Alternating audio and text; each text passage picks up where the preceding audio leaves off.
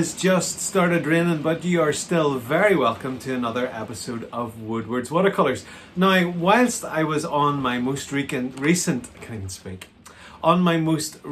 weekend with Toby in Bath, we had a lady there called Sue. Sue's been there lots of times, and she had these Koh-I-Noor Hardmuth Brilliant Watercolours. Now, when I first saw them, I thought, why has Sue got poster paints? But actually, these are apparently full of colour. So I have never used them. I have not even taken them out of the packet. So I'm going to unpackage them, and then we're going to do a swatch test on each of the individual colours. We'll try the white, but I don't really know why they put white in. Anyway, we'll give it a go. So come on with me and let's try out Koh-I-Noor Hardmuth Brilliant Watercolours together. Okay, so here we go. We have got an SAA flat brush. I'm not sure. Maybe that's made by Flatmate. Anyway, it's a nice kind of size. I thought it'd be good to try. So I haven't even opened this. Well, I did open it, but I haven't actually taken anything out of its cellophane. So let's see what these are like. I'm really interested. Oh my goodness, there's loads of them. It's going to take me forever even to just kind of sample them. So we've got the first ones open. This is where you wish you had a sharp knife, which I believe that I do. So let's get said sharp knife. You'd think these people opening up things would actually have them open before they started. Well, I wanted to show that I was being actually authentic. Now, these are probably way more colours than I would ever really use. And they were like £5 maybe for this set. And I got it off my beloved Seawhite of Brighton. www.seawhite.co.uk. Stick in WW10 at the end and you will get yourself 10% off. Shameless plug over. Now, let's begin with... Now, I think the other thing about these is they actually also screen together, which is pretty cool. And then you've got the lid. Very good. Okay, so let's make a start. So let's see what these are like. And this will be very interesting because yours truly has never used them before. So let's see. Now, we'll start with the white because I don't honestly ever really see the point in white in all things watercolor because it's not something that I would ever use. So let's do, and move that away. It's nice and neat. We'll start with the white here. Now, it's white. And you can actually see some of the other color has escaped onto it there. So it's white and you can't see it. Right, next is the yellow. Now, I don't even know how much agitation these boyos need. Clearly not very much. It's going to be like a Daniel Smith dot sheet by the time I'm done. Just giving it a little bit of a rub there. Oh my days. These are insane. I can't believe how actually cheap they were. I think that's the... Oh, I need to agitate that one a little bit more. Now it is obviously a darker... Oh no, it's quite pale actually. Okay. So some of these obviously are going to be more luminous than others. And I don't know whether you can see, but actually that one is really quite kind of mottled. So let's see what this one does. Wow, no, that's bright too. Flippin' heck. Now let's try. I'm expecting a great thing from this red. Well, it's not actually red, it's an orange. And I have to say, look at that, a little bit has skipped onto it, and I just will wipe that away, just make it nice and beautiful. Okay, now let's try the next one. So these are quite a find. Thanks, Sue. Look at that. They really are not like the, you know, the cheapy watercolors that give you that kind of a grainy sort of finish, which and looking at the set, it does look like that's really what you're getting, but you're not getting that at all. Look at these wonderful vibrant colors. Now the other thing is, with a set like this, where on earth do you mix them? So I'm going to have to get out a little mixing palette in terms of mixing them together, but they really are really quite wonderful. Now the next test will be to see how they dry, and then also to see, look at that, see how they layer. That's going to be interesting as well. So I'm going to, once I'm finished this bit, I'm going to draw out somewhere, and I'm going to try and treat these as watercolor and see how we get on with that. Now, obviously, you could skew your colors dramatically and restrict yourself to a certain part. Oh, I like that one because that's a bit more moody and muted. I realized that I've probably been quite overzealous in terms of how I have just kept it quite small here, but let's keep moving on. Now, yes, so you could actually do an exercise where you solely take out like the reds or solely take out the yellows or something like that. Now, what I will try with this is, this is a grey. I feel like I'm doing audio description. You can all see this is a grey.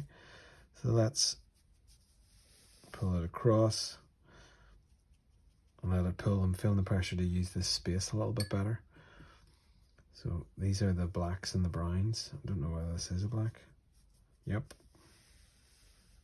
Most definitely a black. Look at that. Or as we would say in these parts, look at that.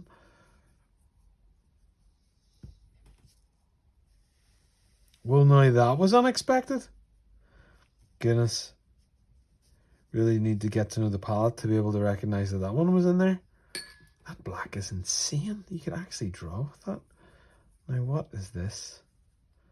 And I mean, there's part of me actually doesn't know what to expect now after that. That seems like really a quinacridone.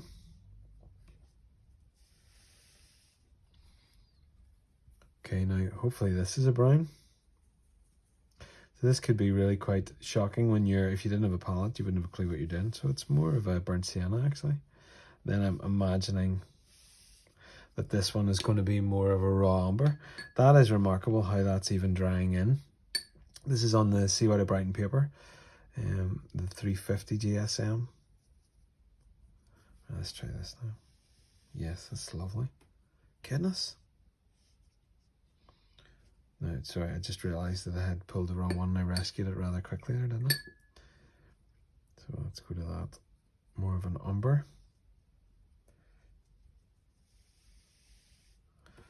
Wow, I am actually really impressed, especially for, you're talking a couple of pounds really. It is really impressive for what you're getting. So take it that little circle in the middle. You could probably put some water in that. Whoa! Yeah,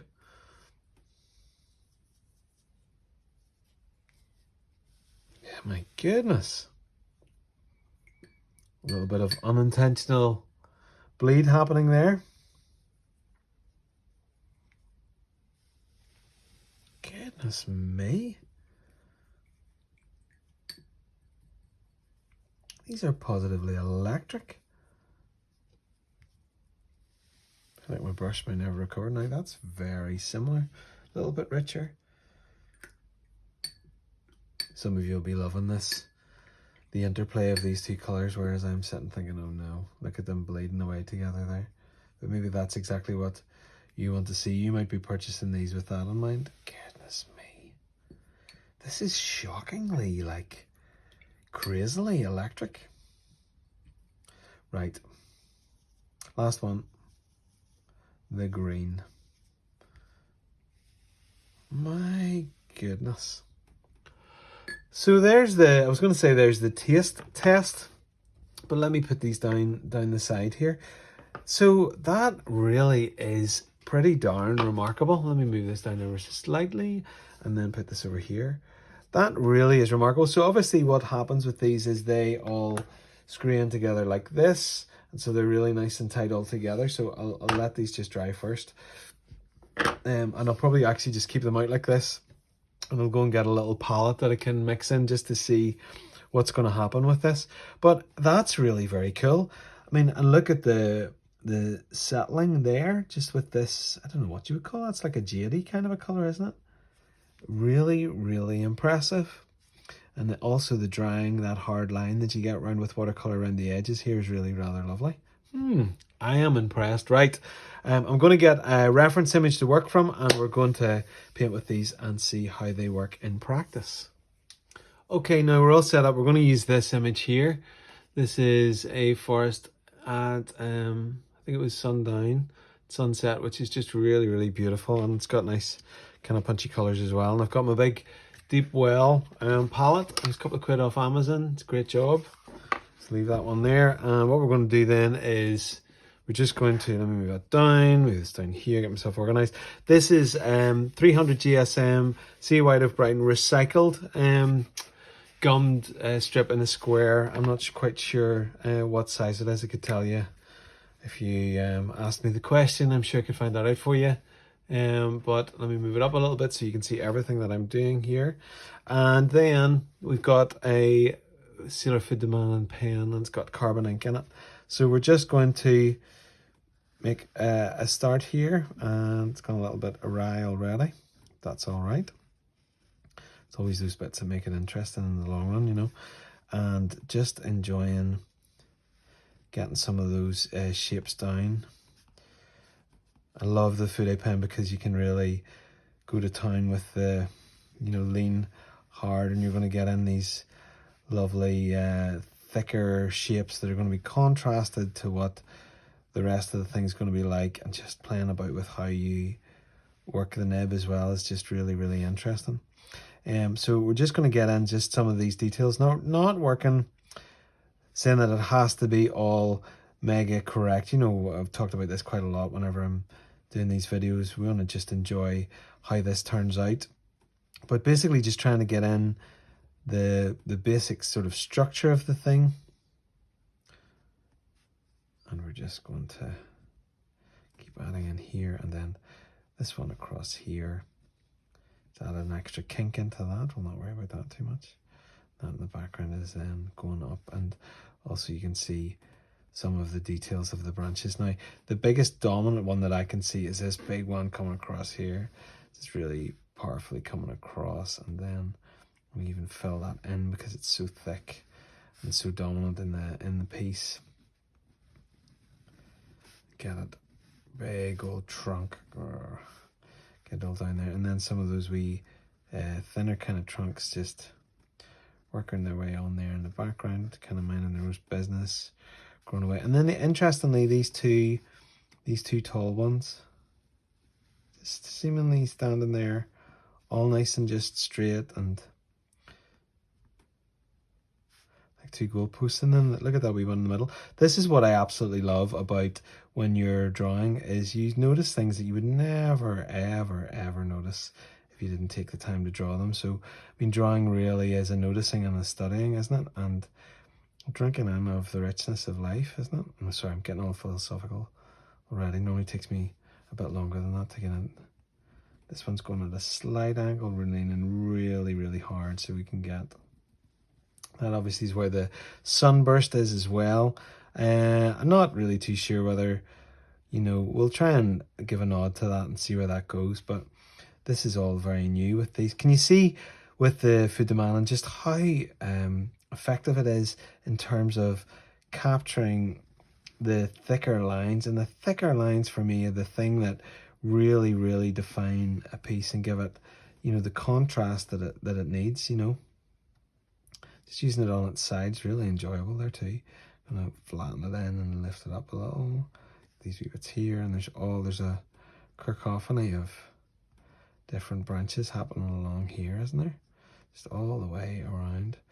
Don't want to put in too many, but just want to give that idea that this is a really densely populated branched area going on here. And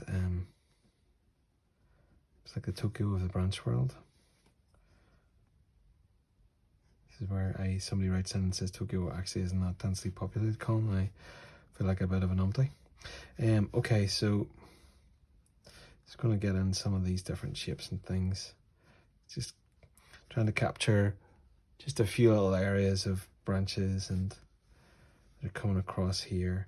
Not really feeling the need to put in too much detail. It's just giving a nod to these things. I love that phrase, just giving a nod to. It's just making that suggestion that that's what's going on there. And there's a sort of little structure there which we're just going to edit out because it's not going to be beneficial to this. Just getting in some of those details of little branches there. So one of the things I want to do is use a hairdryer on this to show how these these Brilliant Watercolours by Koh-I-Noor, or there's bound to be a better way to pronounce that, but it's how I pronounce it. To show how they manage with being dried by the heat of a hairdryer. And I know that for me it really does seem to at times dull the pigment. So with such a vibrant one, that's going to be really interesting. Okay, so what we're going to do, just using my trusty Nutella jar, which I absolutely love using, and we're going to start to see what we can do. So I tend to do 3 lifts. Now you can see even from that water is slightly coloured, but okay, so there's the major vibrance of the colour. So that's, whoa, okay, I didn't even know that was happening. Now what's happening with that one there is that these are all insane. These colours are actually insane. So what do? Do we water them down? You see, just see the water completely turning there? Or do we just go with it? Well, there's the answer to that. We're just going to go with it and see how it, a little bit of dry brushing going in that area there, which is going to be really quite nice. I'm going to, the trusty test of the flick. Loading up of the brush. Okay, so what we want to do then is take, let's see, kind of that is actually soaking in really, really quickly. And you can see how that water now is gonna, you would need, who knows how many different waters to actually keep it completely clear. So that's going to be factoring into this, is that the water is going to be changed by the, my goodness. So I got one of these recently, one of these natural wee sponges. And what it should do quite nicely for me is just sip right up and hoover up that colour really nice and quickly, which is great. And then it means that I can get a colour that I'm looking for a little bit easier, which would be this colour. And let's move it along here, and we're gonna see what these two do. Now they're probably just gonna go slightly green in the middle, but there's a nice orange there now. That's good. That's what I was looking for, really. Just wanting to give that impression of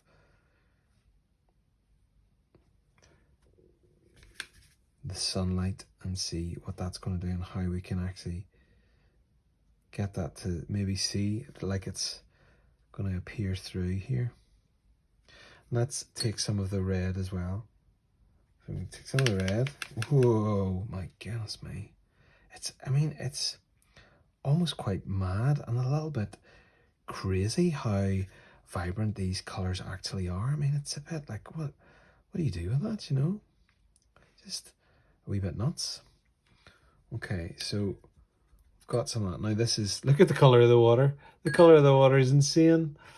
It's like an experiment to see how this works together. Okay, so, oh, there we had a drop. Get another little sponge activated. Okay, so, right, now we've got this one here, and I don't know where the brown is. So this is going to be where all of the experiments happen. I mean, I don't know these palettes well enough at all to be able to try and figure out where anything is. So we're just going to be making some marks here and figuring out where they go.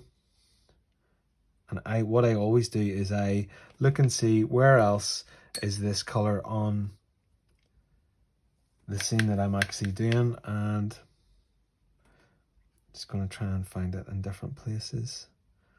So over here, some of these areas across there, and then I want to get in some more of that. That's more the quinacridone I think I've just taken in there, but see how the quinacridone plays in this area. It's a good bit lighter.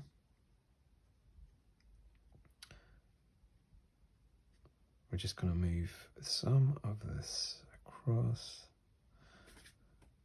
I'm trying to keep as much of it separate as we can. Let's look at that's coming nice and light there now. So actually that's worked. That's really interesting that that's worked well. That the lighter that is, the less pigment that's going on there, the more that seems to be being effective. Now the other thing I want to do is just get some really dark brown. So what we'll do with the dark brown is we'll take that brown, and then we're going to take some of the black. And I probably won't need much of the black at all because it's not how it goes. So just building up a few areas here and see how this is going to work for us. Really interested to see how they layer and what it's like when they layer. And let's get another bit of a splat. Now the only thing is that splat looks like it's a clump of something happening there, so just making in some of these darker areas that are moving very close to some where the trees are. So just going to do this really quite carefully. Now I'm going to mix in some green to this and see what happens. Whoa. it's like take your breath away kind of stuff. You know, it's like what do we do with this? You know, it's just so powerful. Oh yeah, that's a nice rich green now. So this is the way that I would work, is tending to build up different layers. Okay, and now we have a little area there that has got some water that has dropped, and because that water is really very highly pigmented, we're just going to lift that. So what I'm going to do is I'm going to take the hairdryer to this, and then we'll come back when it's dry and see how the first layer goes. Okay, so we have really let the majority of the first layer dry here. Now what I want to do, goodness me, it's just like, I mean, the water is just utterly polluted, but anyway, we should keep going. Trying to get some of this the orange.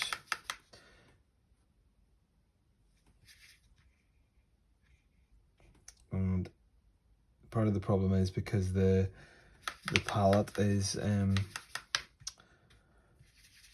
know, it's holding, or it's you know, the brush isn't releasing really because of must be because it's plastic rather than the ceramic that I would normally be used to. So this is where, so this is really first layer at this stage, trying to figure out how this is going to work, and is it going to tie it all in together. Seems to be a little bit of a hair stuck to that bit, which we have now successfully removed. And just bringing in some of these, let me see, get some of this green. It goes from this crazy vibrancy to trying to settle the vibrancy down. I mean, I'm probably fighting a losing battle trying to settle the vibrancy down, because these are not meant to be settled. These are crazy nuts, full-on colors, and they're meant to be like that, you know, and I'm not used to colors like that. I mean, they are absolutely phenomenal. I mean, really, really impressive. For the very cheap price that they are, what they are offering is really quite remarkable. So I'm just going to take some of these lighter, sort of more of a limey green actually in this one. I'm very aware that what's going to need to happen is there's going to need to be the contrast. So this area here is going to need to get much darker. Just playing about with this lighter tone here that's moving across this area. I mean, layer wise, they seem to be doing okay, don't they? They seem actually all right. There's mega vibrant.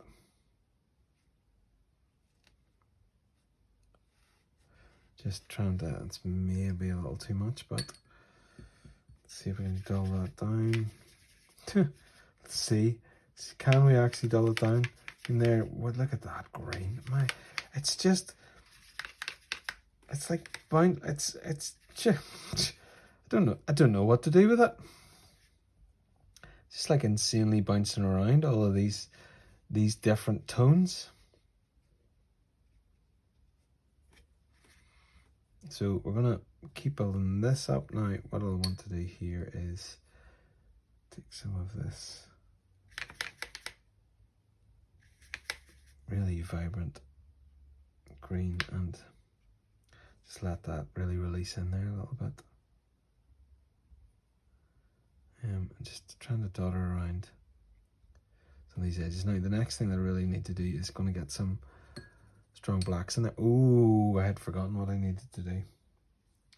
What I need to do is taking some of this. Oh, it's gone too dark because it's the black.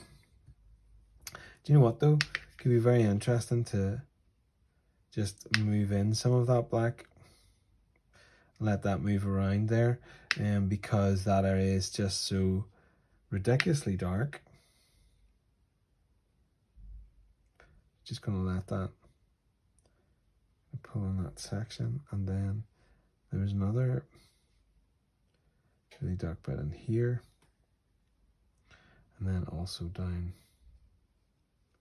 around here. That bit where there was that block that we decided not to keep in. Okay. Oh, and we've got a massive big blob which has appeared there, and interestingly, very interestingly, caused some movement of that. So here's another thing to try.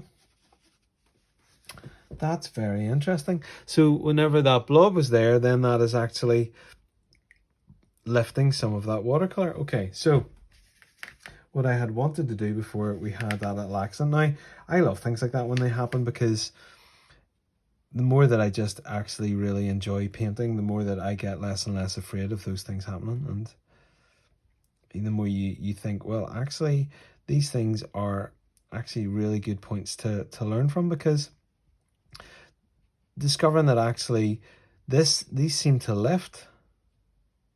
These seem to lift in some ways. And just using some of those dots and things to just add little bits, just little moments of definition here. I actually might take a little bit of the red. Yeah, that's nice, and just add that in. Just across these little areas here.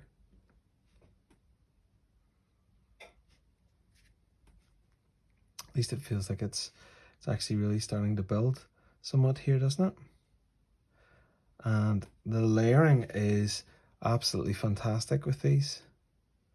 So Koh-I-Noor, I don't know actually much about the company, but I mean their magic pencil, which is how I first discovered them, is really, really wonderful. And this is, what a find. Thank you, Sue. So glad that you brought this into my life. If you want, any of you that are interested, we're going to be going to the Cotswolds in June. That's Toby and I, and we always have a grand old time. That's where we met. So we met Sue in Bath in the Cotswolds, and then she was back in Bath with us again.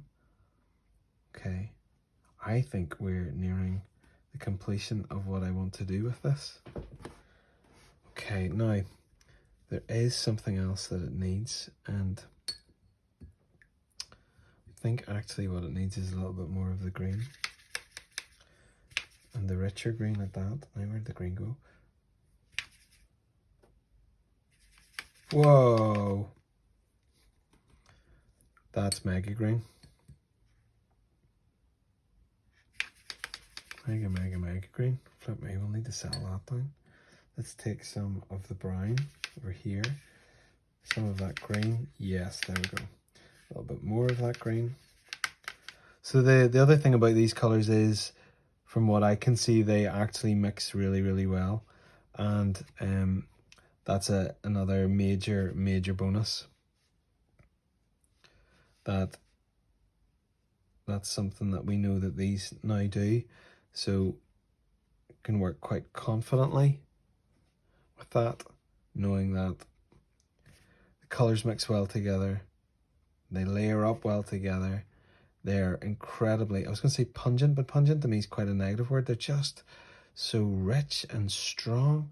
And the other then quality thing about them is the price, which is a little bit mad that, you know, I got these for, I think it was maybe £5. And again, you had to do another shameless plug, not really. That was on the Seawhite of Brighton website that where I got them. So I get accused now that I'm costing people money because I keep suggesting all of these art materials. Gets your point sometimes. Well, no, I was going to say you can't help. Of course you can help yourself. But it's, you always get this feeling that you desperately need the thing, don't you? Okay. Right, so that's where I am going to finish this one. But isn't that insane? What a good quality product for such a reasonable price. A lot of fun to use. They dry well, they layer well, they mix well. I am a fan. It's official.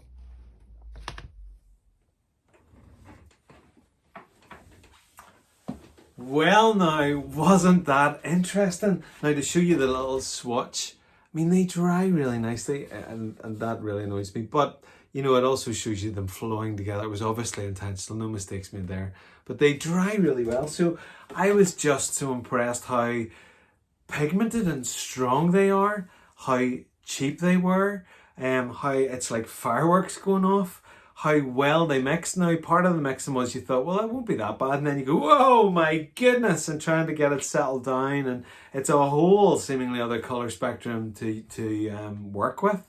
But they layered well and, you know, they splattered well. I am seriously impressed, and it probably would be a really good exercise to just take one of those little discs like this. Now this would be the one I would favour, the little brown one and the blacks and that grey. Just take it out, and that's the only colours that you're going to use. So you've got the oranges and that red in there. Just remarkable. So if you have tried them, then you can send me pictures. If you head to my website, you'll get all information about me, www.woodwardswatercolors.co.uk. You'll find portfolio of my work, a link to my Etsy store if you want something of mine on your wall.